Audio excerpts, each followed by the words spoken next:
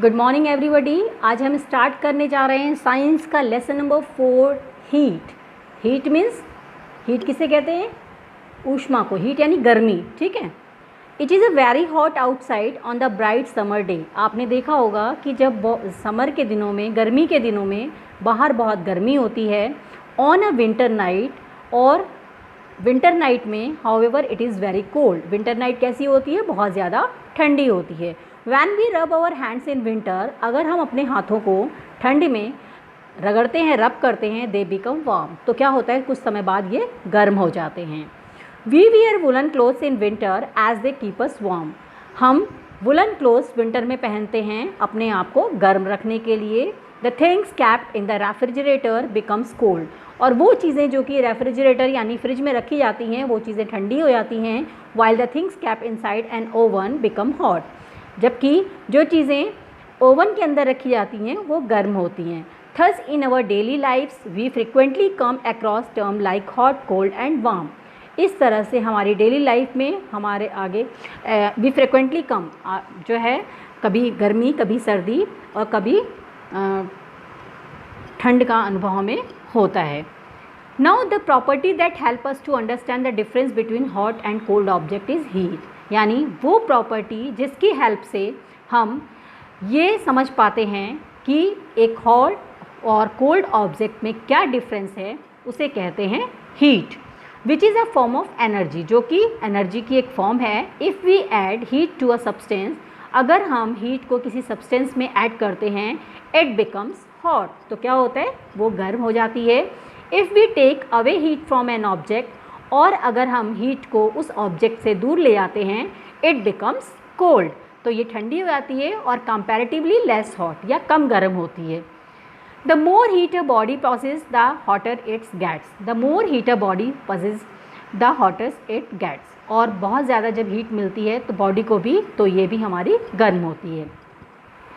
But how do we find out how hot और cold an object is, लेकिन हम ये कैसे जानते हैं, कैसे पता लगा सकते हैं कि कोई भी ऑब्जेक्ट ठंडा है या गर्म है? We normally use the sense of touch to differentiate between hot and cold object. Normally हम अपने सेंस की हेल्प से टच करके उसमें डिफरेंस बता सकते हैं कि ये चीज़ ठंडी है और ये ऑब्जेक्ट गर्म है।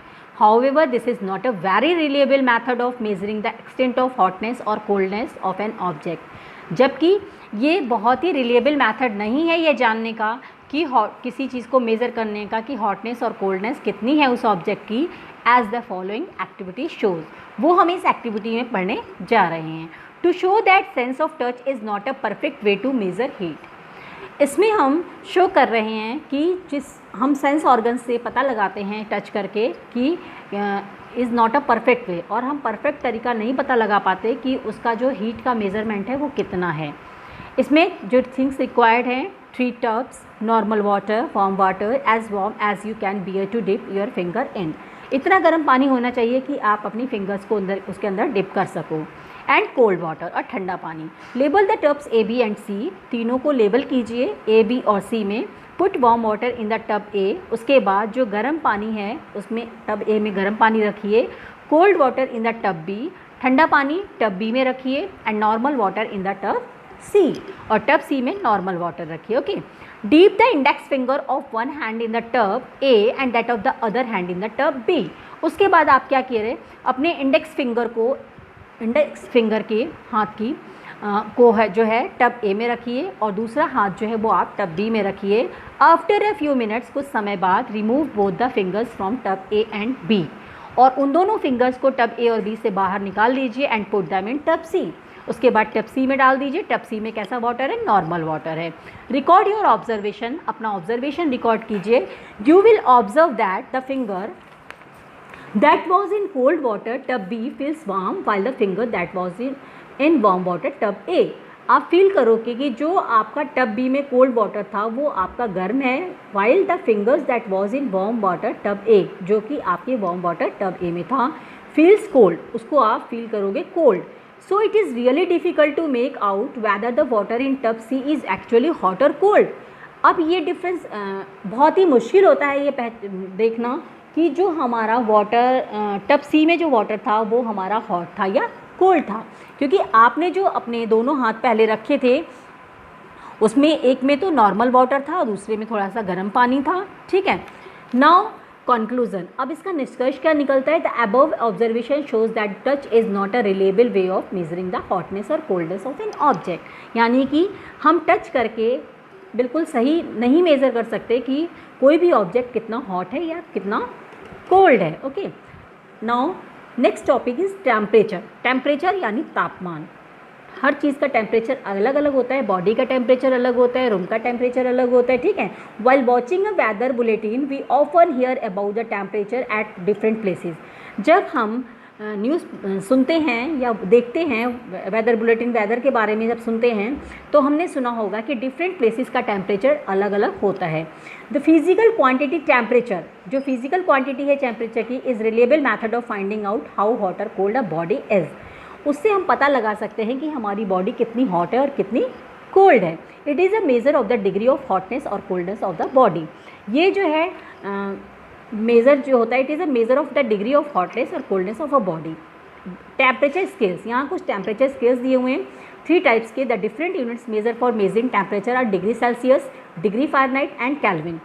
3 डिग्री सेल्सियस में, डिग्री फ़ारेनहाइट में और डिग्री केल्विन में हम मेज़र करते हैं। Comparison of 3 temperature scale, 3 temperature scales का कंपेयर दिया हुआ है।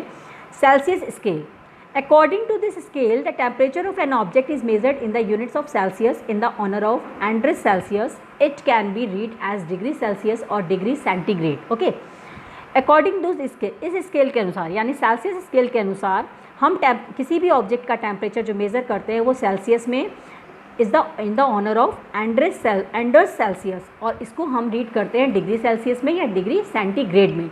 The lower fixed point or the point where pure water freezes at sea level is taken to be 0 degree Celsius.